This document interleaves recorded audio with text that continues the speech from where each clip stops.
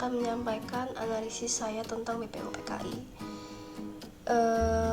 Dari sini dapat saya jabarkan bahwa Haji Agus Salim ingin Indonesia memiliki dasar negara yang mampu mewakili keberagaman di Indonesia. Kemudian Muhammad Yamin pun memberikan pendapatnya tentang dasar negara, yaitu peri kebangsaan, peri kemanusiaan, peri ketuhanan, peri kerakyatan, dan peri kesejahteraan rakyat. Haji Agus Salim pun tidak setuju dengan Muhammad Yamin dan beranggapan bahwa dasar negara Indonesia harus berdasarkan agama Islam karena memiliki legalitas sebagai negara dengan banyak umat beragama Islam. Ahmad Subarjo pun membantah pernyataan Haji Agus Salim karena menurutnya negara membutuhkan dasar negara yang menyeluruh dan tidak hanya mewakilkan kelompok tertentu. Ahmad Ramis menyetujui pendapat Ahmad Subarjo dan mendukung pendapat Muhyamin karena menurutnya dasar negara telah mengandung unsur ketuhanan yang mana telah mewakili keadaan negara yang memiliki beragam agama. Kemudian Rajiman pun memberikan pendapatnya tentang dasar negara, yaitu ketuhanan yang Maha Esa, kebangsaan persatuan Indonesia, rasa kemanusiaan yang adil dan beradab, kerakyatan yang dipimpin oleh hikmat kebijaksanaan dan permusyawaratan perwakilan, dan keadilan sosial bagi seluruh rakyat Indonesia. Muhammad Yatta berpendapat bahwa Tuhan sejatinya adalah Tuhan yang sama, yaitu Tuhan yang Maha Esa, sehingga poin ketuhanan dianggap tidak perlu lagi untuk diperdebatkan. Namun disangkal kembali oleh Kiai Haji Wahid Hasyim bahwa Indonesia adalah negara Islam dan ditolak kembali oleh Muhammad Hatta karena dianggap hanya mementingkan urusan kelompok tertentu. Supomo pun memberikan pendapatnya tentang dasar negara, yaitu persatuan, kekeluargaan, keseimbangan lahir dan batin, musyawarah, keadilan, dan keadilan rakyat. Abi Kusno tidak setuju bahwa dasar negara dari Supomo tidak menyatakan unsur ketuhanan, yang mana menurutnya merupakan unsur paling penting dan sudah seharusnya disertakan dalam sebuah dasar negara. Karena suasana rapat sedang ricuh, Soekarno pun memberikan pidatonya bahwa negara tidak seharusnya mementingkan urusan kelompok tertentu, sehingga Soekarno memberikan pendapat tentang versinya akan dasar negara, yaitu kebangsaan Indonesia, internasionalisme, mufakat, kesejahteraan sosial, dan ketuhanan yang Maha Esa. Setelah sidang pertama BPUPKI, ada rapat tidak resmi yang membahas pembukaan UUD 1945 yang dilanjut dengan pembentukan Panitia 9.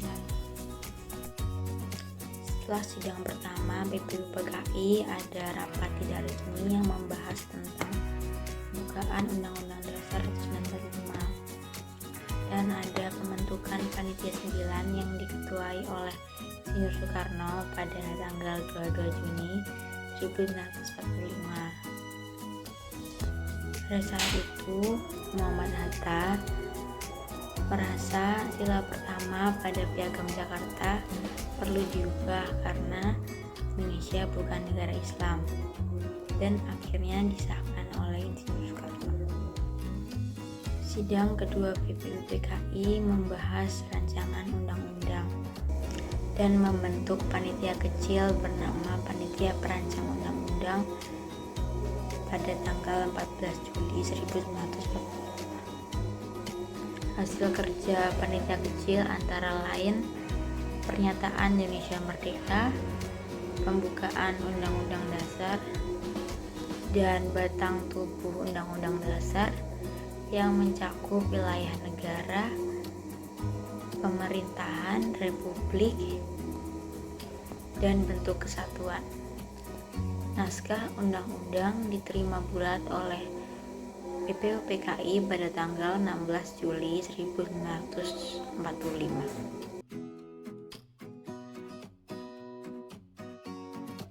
Anda tahu sejarah Pancasila? Sejarah Pancasila mungkin untuk lengkapnya saya tidak tahu, tapi untuk pangkat berapa satu saya bisa sedikit tahu.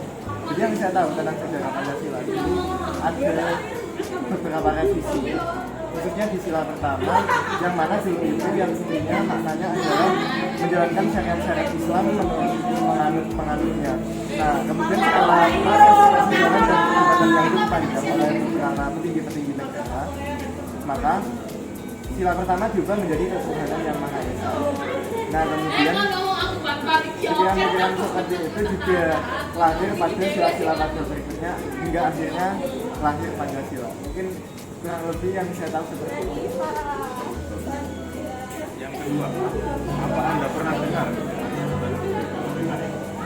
Untuk BPUPKI sendiri yang saya ketahui itu mungkin adalah sebuah badan atau organisasi untuk menyiapkan kemerdekaan Indonesia pada zaman dahulu, yang mana yang tidak asing dengan BPUPKI itu adalah istilah panitia sendiri. Mungkin itu sih yang saya ketahui. apa Anda tahu tentang sidang BPUPKI dan apa saja yang terjadi dan siapa saja yang terlibat? Mungkin kalau untuk tanggalnya saya kurang tahu, dan untuk kawan-kawannya itu seperti yang saya katakan tadi adalah media sebulan yang salah satunya adalah dari Soekarno, Supomo, terus saya lupa lagi. Mungkin ada Ahmad Subarjo juga dan lain-lain. Terus lalu menurut Anda sila berapa yang sering menjadi perdebatan selama sidang BPUPKI dan apa alasannya? Apakah menurut Anda sila tersebut merupakan hal yang menjadi esensi dari Pancasila?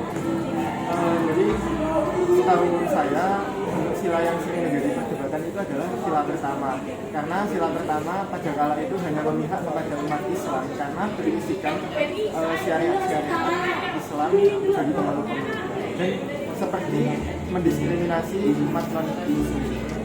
Padahal kan Indonesia sendiri itu tidak ada Muslim. Dan apakah bisa diulang untuk pertanyaan terakhir? Pertanyaan terakhir, apakah menurut Anda sila tersebut merupakan hal yang menjadi esensi dari Pancasila? Menurut saya, iya.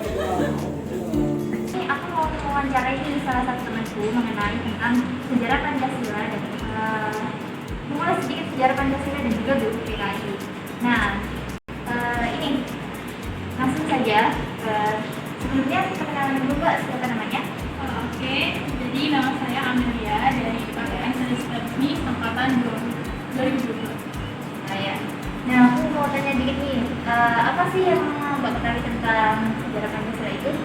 Kalau setahu saya, sejarah Pancasila mungkin mulai disimpan pada tanggal 1 Juni 1945, tepatnya setelah sidang pertama BPUPKI. Kan, tadi sempat bilang BPUPKI ya? Nah, sekarang aku mau tanya nih, apa sih yang Mbak ketahui tentang BPUPKI itu? Setahu saya, BPUPKI itu merupakan singkatan dari Badan Penyelidik Usaha Persiapan Kemerdekaan Indonesia. Nah, lumayan cukup tahu nih. Nah, sekarang aku mau tanya lagi nih, tentang tanggal BPUPKI. Menurut Mbak, apakah Mbak tahu tanggal BPUPKI itu kapan dan apa saja peristiwa yang dilakukan oleh tokoh-tokoh panitia BPUPKI? Tanggal sidangnya ya? Ya. Jadi seingat saya sidang pertama BPUPKI itu tanggal 29 sampai 1 Juni. Untuk sidang keduanya tanggal 10 sampai 17 Juli. Dan BPUPKI diketuai oleh Hajiman Yudhoyono. Dan hasilnya itu mungkin ya pengesahan dasar negara sih. Mungkin itu setahu saya. Wah, lumayan cukup tahu ya. Lalu menurut Mbak sendiri itu sila keberapa yang sering menjadi perdebatan dalam sidang BPUPKI? Menurut saya yang sering jadi perdebatan itu kayaknya sila pertama ya, tentang Tuhan yang Maha Esa, dan sebelumnya itu kalau nggak salah lebih panjang gitu ya. Dan akhirnya setelah sidang tersebut dan melewati beberapa proses, akhirnya jadi Tuhan yang Maha Esa. Wah, terima kasih nih atas jawaban dari pertanyaan-pertanyaan tentang sejarah Pancasila. Hai, sekarang saya lagi sama Ayah mau ngobrolin soal Pancasila. Ayah, tahu nggak sih sejarah tentang Pancasila? Tahu. Kalau soal BPUPKI, pernah dengar nggak? Ya kalau kita ngomongin soal Pancasila pasti juga ngomongin tentang BPUPKI. Coba jelasin dong ya. Jadi BPUPKI itu dibentuk oleh Jepang, oleh pemerintah kolonial Jepang waktu itu, yang tujuannya untuk mempersiapkan kemerdekaan Indonesia. Dibentuk pada tanggal 29 April 1945 dan kemudian diresmikan pada tanggal 28 Mei 1945.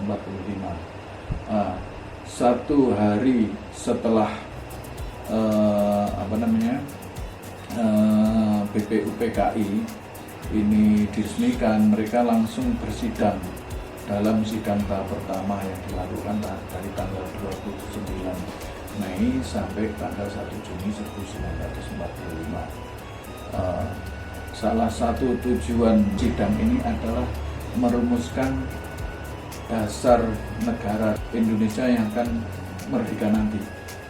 Jadi tugas utama BPUPKI ini selain mempersiapkan kemerdekaan Indonesia juga harus mempersiapkan syarat-syarat sebuah negara menjadi negara yang merdeka, yaitu salah satunya adalah mempunyai dasar negara. Nah, ini yang menjadi tugas utama BPUPKI dan itu menjadi agenda sidang pertama BPUPKI yang berlangsung dari tanggal 29 Mei 1945 sampai 1 Juni 1945 itu. BPUPKI itu terdiri dari 70 anggota. 62 anggota itu terdiri dari bangsa Indonesia. Yang sisanya 8 anggota itu dari orang Jepang, utusan dari Jepang. Pimpinan BPUPKI itu ketuanya itu Rajiman Widyodiningrat. Nah, atas arahan dari Rajiman Widyodiningrat ini, beberapa anggota BPUPKI itu dalam sidang membacakan pidato-pidatonya tentang rumusan dasar negara Republik Indonesia. Itu ada Supomo, ada Muhammad Yamin, dan ada Soekarno atau yang kemudian dikenal dengan Bung Karno itu. Lalu Pancasila itu kan terdiri dari 5 sila. Nah, menurut ayah nih, ada nggak sila tertentu yang jadi esensi Pancasila atau gimana? Pancasila ini kan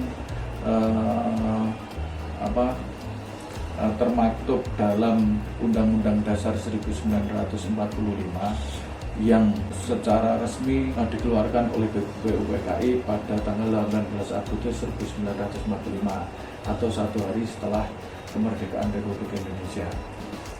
Pancasila yang kita kenal sampai sekarang ini itu adalah hasil saringan, hasil diskusi, hasil mempelajari dari usulan 3 orang tokoh tadi, Supomo, Muhammad Yamin, dan Bung Karno tadi. Sebelum 5 sila itu hanya disepakati menjadi Pancasila itu, dan Pancasila itu, istilah Pancasila itu adalah sebuah pemikiran dari Bung Karno berdasarkan usulan-usulan dari ahli-ahli bahasa itu. Sebenarnya sudah ada perdebatan juga ketika merumuskan. Nah, perdebatan paling kentara itu terutama di sila pertama. Di sila pertama itu disebut ketuhanan dan kewajiban menjalankan syariat Islam bagi para pemeluknya. Nah, ini ternyata mendapat respon kurang baik dari perwakilan-perwakilan yang ada di BPUPKI, di BPKI juga, terutama perwakilan yang dari Indonesia Timur yang mereka beragama non-Muslim. Mereka kurang sepakat dengan kalimat itu. Dari keberatan, terus akhirnya berdiskusi, akhirnya disepakati bahwa sila pertama ini bunyinya ketuhanan yang Maha Esa. Jadi Pancasila yang kita kenal sekarang itu istilahnya berdasarkan dari usulan Bung Karno yang berpidato pada tanggal 1 Juni 1945. Makanya tanggal 1 Juni sekarang dikenal sebagai hari lahirnya Pancasila. Bicara soal esensi, ya tidak ada yang paling menjadi esensi. Justru Pancasila itu sendiri yang terdiri dari 5 sila itu adalah esensi kita hidup berbangsa dan bernegara. 5 sila itulah menjadi sebuah dasar negara yang diperas dari banyak unsur, terutama yang mewarnai kehidupan bangsa dan negara Indonesia ini. Bahwa Indonesia ini terdiri berbagai suku, terdiri berbagai agama, mempunyai persatuan yang kuat, mempunyai jiwa gotong royong yang kuat, dan mempunyai rasa keadilan yang kuat itu juga. Makanya sila pertama itu esensinya adalah tentang ketuhanan, terus sila kedua tentang kemanusiaan, sila ketiga tentang persatuan, sila keempat tentang kerakyatan, dan sila kelima tentang keadilan. Itu sudah semua esensinya seperti itu. Di sini ada beberapa pertanyaan, mohon menjawab. Apakah Anda sudah tahu tentang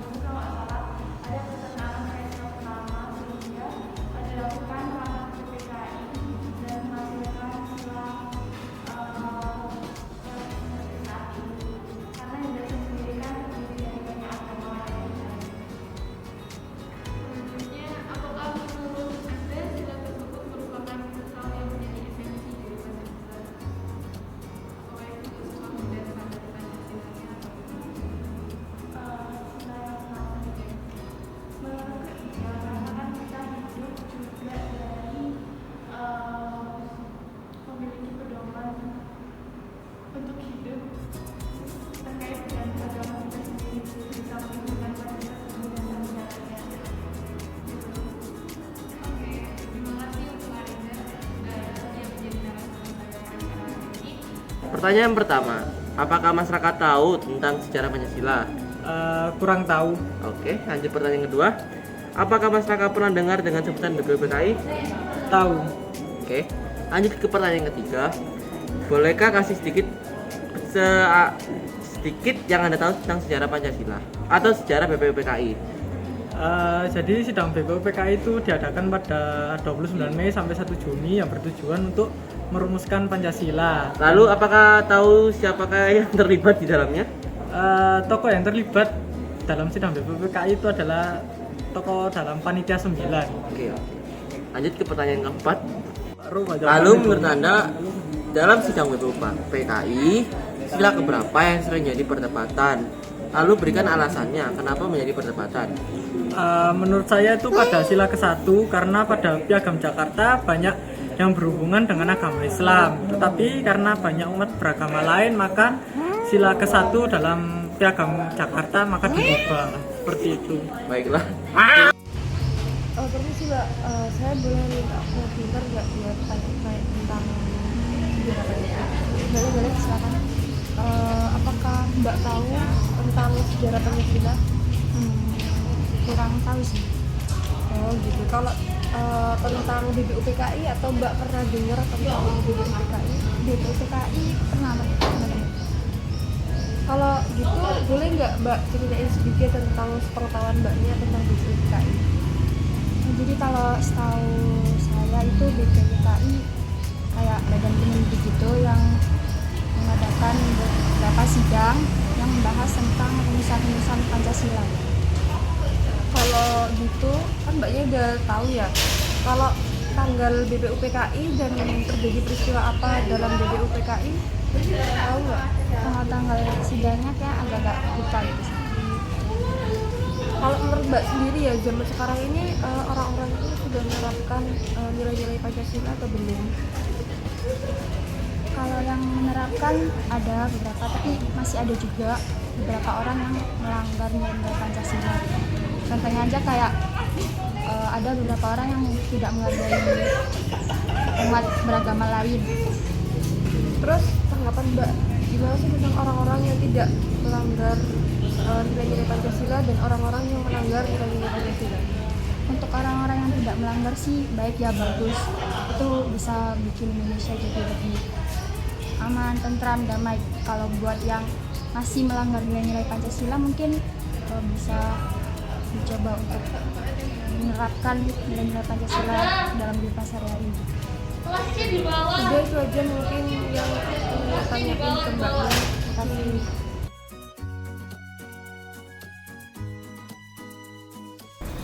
Nah, di sini kami itu akan menjelaskan tentang kesimpulan dari analisis sosial video dalam bentuk video yang telah dilakukan oleh kelompok kami.